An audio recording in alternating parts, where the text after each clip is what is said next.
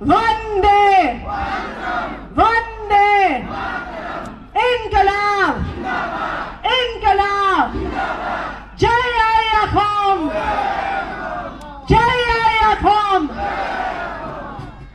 यहां मंच पर बैठे आम आदमी पार्टी के आसाम प्रभारी राजेश शर्मा जी, आम आदमी पार्टी के प्रदेश अध्यक्ष डॉक्टर भवेन चौधरी, डिब्रूगढ़ लोकसभा से हमारे आम आदमी पार्टी के कैंडिडेट मनोज धानवाल जी, और यहाँ पर इतनी धूप में बैठे मार्गरीटा से आए हुए सभी भाइयों और बहनों को, सभी बुजुर्गों को मेरा नमस्कार, मेरा प्रणाम और यहाँ आने के लिए बहुत बहुत धन्यवाद।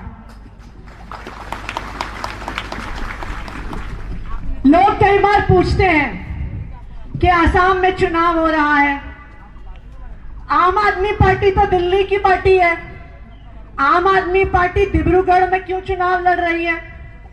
लोग पूछते हैं कि आम आदमी पार्टी तो पंजाब की पार्टी है, वो आसाम में क्यों चुनाव लड़ रही है, सोनितपुर में क्यों चुनाव लड़ रही है?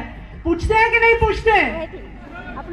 कई बार लोग आपको आके कहेंगे कि जी आम आदमी पार्टी तो चुनाव जीतने नहीं वाली, मनोज धानवाल चुनाव जीतने नहीं वाले, तो अपना वोट आम आदमी पार्टी को देकर बर्बाद नहीं करना, ऐसा ही कहते हैं ना। लेकिन आम आदमी पार्टी डिब्रूगढ़ का चुनाव जीत रही है, ये आज हम नहीं कह रहे, ये आज भाजपा कह रही है, क्योंकि पूरी आसाम में मुझे लगता है कि एक ही सीट है, डिब्रूगढ़ की सीट है, जहां पे अमित शाह भी कैंपेन करने आ रहे हैं, मोदी जी भी कैंपेन करने आ रहे हैं, क्योंकि उन्हें किससे डर लग रहा है? आम आदमी पार्टी से डर लग रहा है, मनोज धानवाल से डर लग रहा है। अगर भाजपा ही चुनाव जीत रही होती तो इस पहले फेज के चुनाव में 100 से ज्यादा सीटों में वोट पड़ रहा है कि नहीं पड़ रहा? तो ऐसा कैसे हो गया कि भारतीय जनता पार्टी के तो सबसे बड़े नेता डिब्रूगढ़ ही सीट पर क्यों आ रहे हैं? इसलिए आ रहे हैं क्योंकि उन्हें भी पता है कि डिब्रूगढ़ की सीट इस बार 2024 में आम आदमी पार्टी जीतने वाली है, मनोज धानवाल जीतने वाले हैं। कहते हैं भाजपा वाले डबल इंजन की सरकार, डबल इंजन की सरकार, सुना है कि नहीं सुना? अब पिछले कई सालों से केंद्र में भी उनकी सरकार है, असम में भी उनकी सरकार है, यही होती है ना डबल इंजन की सरकार। डबल इंजन की सरकार होने के बावजूद भारतीय जनता पार्टी ने जो वादे पूरे किए थे, पूरे किए क्या? सुनाई नहीं दे रहा, पूरे किए क्या? जरा हाथ ऊपर करके बता दो हाँ या नहीं, पूरे किए क्या?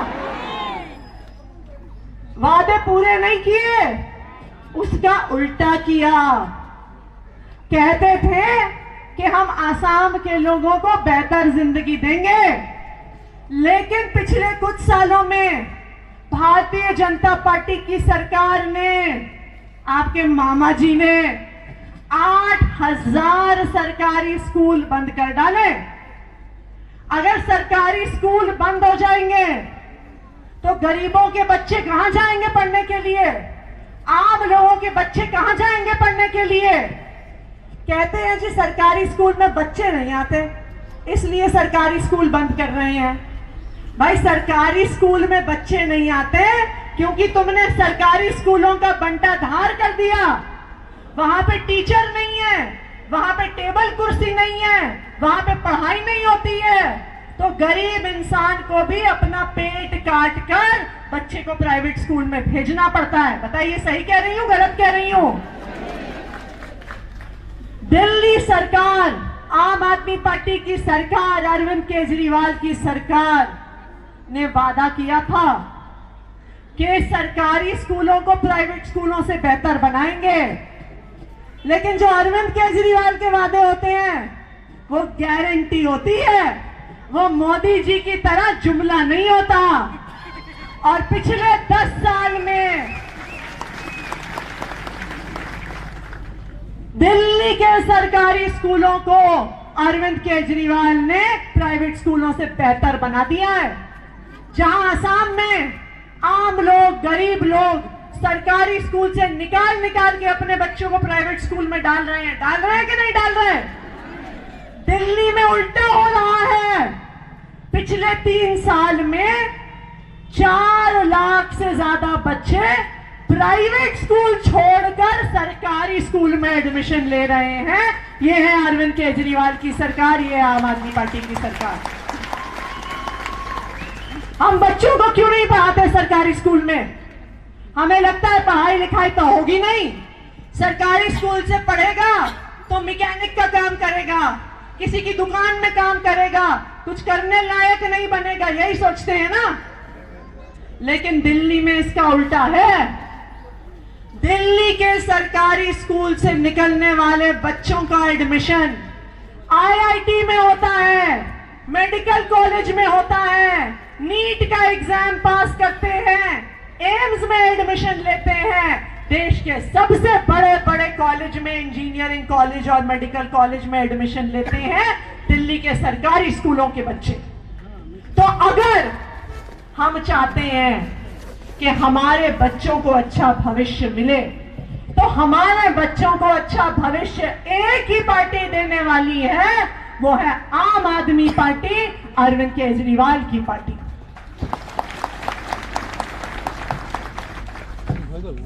भारतीय जनता पार्टी वादा करती है कि हम आयुष्मान भारत से आपको अच्छा इलाज देंगे, कि अगर आपको बीमारी हो तो आप कहीं पर भी जाके इलाज करवाओ, पैसा हम देंगे। भाई इलाज का पैसा देने का क्या फायदा जब हॉस्पिटल ही नहीं बनाते? पैसा लेके क्या करेंगे अगर कोई अस्पताल नहीं है इलाज कराने के लिए? आयुष्मान भारत के नाम पर गरीब लोगों को धोखा दिया है भारतीय जनता पार्टी ने। अभी रिपोर्ट आई आयुष्मान भारत पर, लाखों करोड़ रुपए का भ्रष्टाचार हुआ। इतने लोगों को उन्होंने इलाज का पैसा दिया, उनके मरने के बाद सर्जरी हुई, अस्पताल से निकलने के बाद पीडियाट्रिक सर्जरी यानी बच्चों की जो सर्जरी होती है वो हुई 18 साल से उम्र के बड़े लोगों की। ऐसा हो सकता है क्या? नहीं हो सकता। तो आयुष्मान भारत के नाम पर चोरी करी भारतीय जनता पार्टी ने, और दूसरी तरफ हमें छोड़ दिया ऐसे सरकारी अस्पतालों के साथ, ऐसी डिस्पेंसरियों के साथ जहां पर दवा नहीं है, नर्स नहीं है, डॉक्टर नहीं है। बताइए, यही हाल है ना हमारी सरकारी डिस्पेंसरी का? है कि नहीं है? आप कभी दिल्ली आइएगा, आप में से किसी के रिश्तेदार दिल्ली में रहते हैं? तो जो आपके दिल्ली में रिश्तेदार रहते हैं उनसे पूछिएगा कि अरविंद केजरीवाल की सरकार ने जो मोहल्ला क्लिनिक दिए हैं, हर मोहल्ले में एक एयर कंडीशन कमरा होता है, एमबीबीएस डॉक्टर बैठता है, सारी दवाइयां फ्री होती हैं, डॉक्टर से इलाज फ्री होता है, सारे टेस्ट फ्री होते हैं।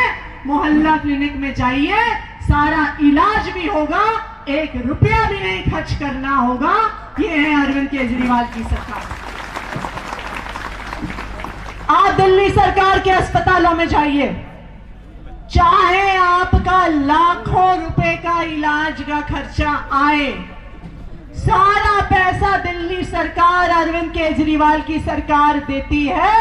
1 रुपया भी किसी को खर्च नहीं करना पड़ता। आप आसाम में चाहते हैं कि नहीं चाहते? अच्छे अस्पताल चाहते हैं कि नहीं चाहते? फ्री का इलाज चाहते हैं कि नहीं चाहते? देखिए, अगर मुफ्त में अच्छा इलाज चाहते हैं तो एक ही पार्टी देगी, वो है आम आदमी पार्टी, अरविंद केजरीवाल की पार्टी।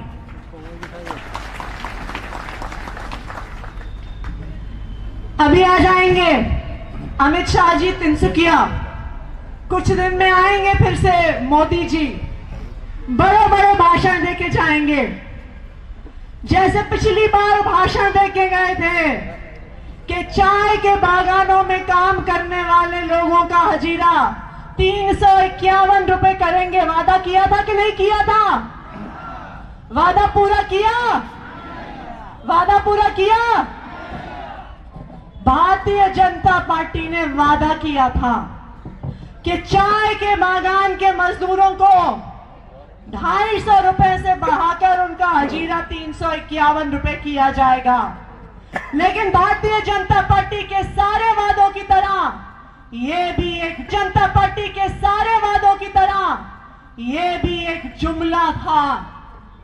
मैं आज आम पार्टी की तरफ से अरविंद केजरीवाल जी की तरफ से ये गारंटी देके जा रही हूं, इस बार आप झाड़ू पर बटन दबाइए, चाय के बागान में काम करने वालों का हजीरा 351 रुपए नहीं 450 रुपए करेंगे।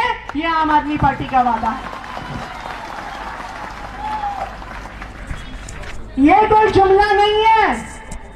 पूरे देश में सबसे ज्यादा मिनिमम वेज, सबसे ज्यादा हजीरा अगर कहीं पर है तो वो दिल्ली में है, पूरे देश में इतना नहीं है। जब अरविंद केजरीवाल मुख्यमंत्री बने, उन्होंने हजीरा बढ़ाया, मिनिमम वेज बढ़ाई। भारतीय जनता पार्टी ने रोकने की पूरी कोशिश करी, लेकिन अरविंद केजरीवाल हजीरा बढ़ाने के कोर्ट गए, अपने पक्ष में आदेश लेके आए, फिर सुप्रीम कोर्ट गए, अपने पक्ष में आदेश लेके आए, और आज पूरी देश में अगर सबसे ज्यादा मिनिमम वेज किसी राज्य में है तो वो अरविंद केजरीवाल की सरकार में दिल्ली में है।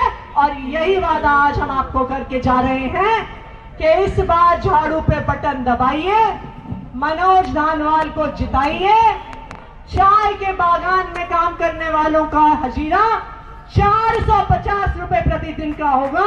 ये केजरीवाल की गारंटी। एक और वादा करके गए थे मोदी जी, कहा था कि चाय आदिवासियों को जनजाति का दर्जा देंगे। कहा था कि नहीं कहा था? मिला क्या? मिला? सुनाई नहीं दे रहा? मिला क्या? तो वादा था कि जुमला था? वादा था कि जुमला था? जुमला था। केंद्र में भी उनकी सरकार, असम में भी उनकी सरकार, अगर चाय आदिवासी को जनजाति का दर्जा देना होता तो दे दिया होता कि नहीं दे दिया होता? अब फिर से आएंगे, आज अमित शाह जी वादा करके जाएंगे, 2-4 दिन में मोदी जी वादा करके जाएंगे।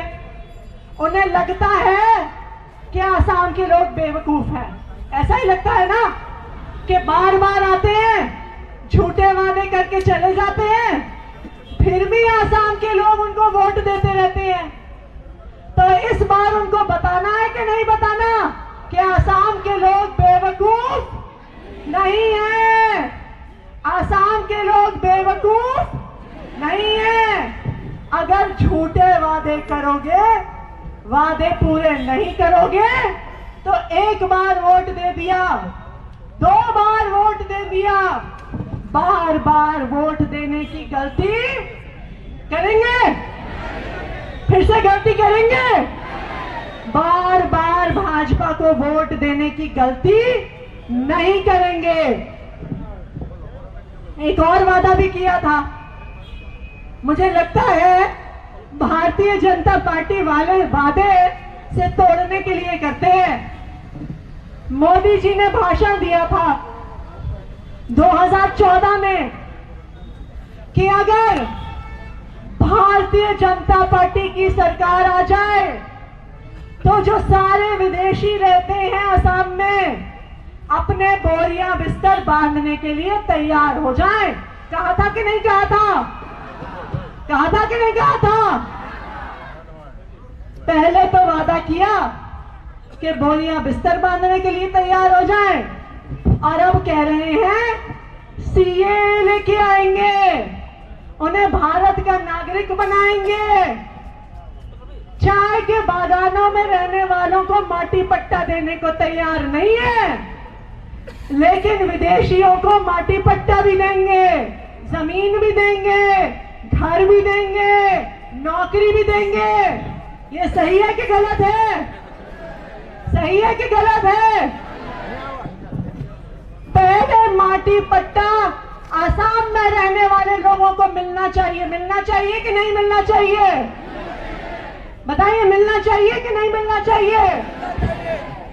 तो इसलिए इस बार झूठे वादों में नहीं आना है, इस बार जुमलों में नहीं आना है।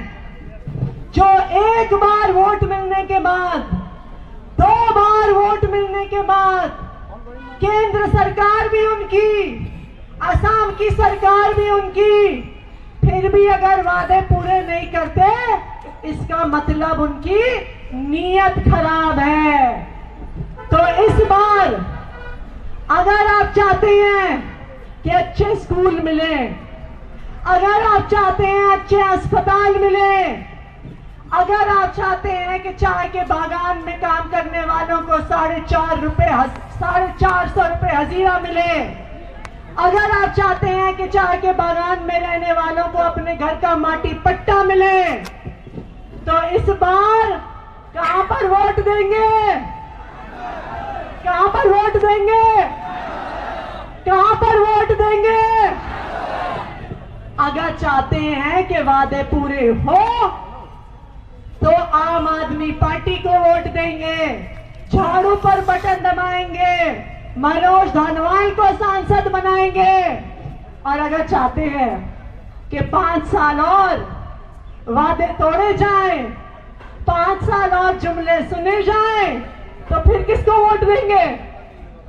अगर झूठे वादे चाहिए, जुमले चाहिए तो भारतीय जनता पार्टी, अगर काम चाहिए तो आम आदमी पार्टी, मनोज धानवाल, चुनाव चिन्ह झाड़ू।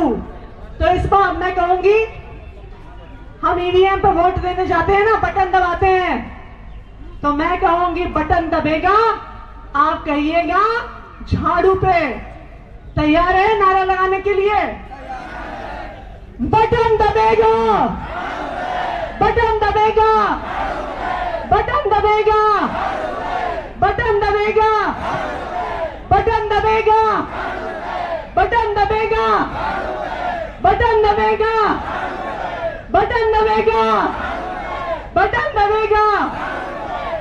तो अच्छे स्कूलों के लिए, अच्छे अस्पताल के लिए, 450 रुपए हजीरे के लिए, माटी पट्टे के लिए इस बार मनोज धानवाल को यहां से सांसद बना के भेजिए, झाड़ू का बटन दबाइए, आम आदमी पार्टी को जिताइए।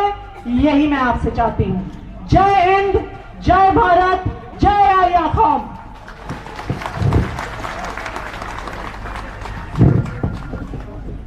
धन्यवाद अखिल आमार आज निर्वाचनी सभार मुख्य अतिथि तथा दिल्लीर शिक्षामंत्री आतिशी डांगरी বাইদেৱে আপোনালোকৰ আগত আজি নিৰ্বাচনী সভাৰ দলীয় সমাখন আৰু নিৰ্বাচনী সভাৰ কাৰ্যসূচী অনুসৰি আমি আজি নিৰ্বাচনী সভা ইমানতে সমাপ্ত বুলি ঘোষণা কৰিছো। আৰু আমি আজি আমাৰ এই নিৰ্বাচনী সভাত বিভিন্ন প্ৰান্ত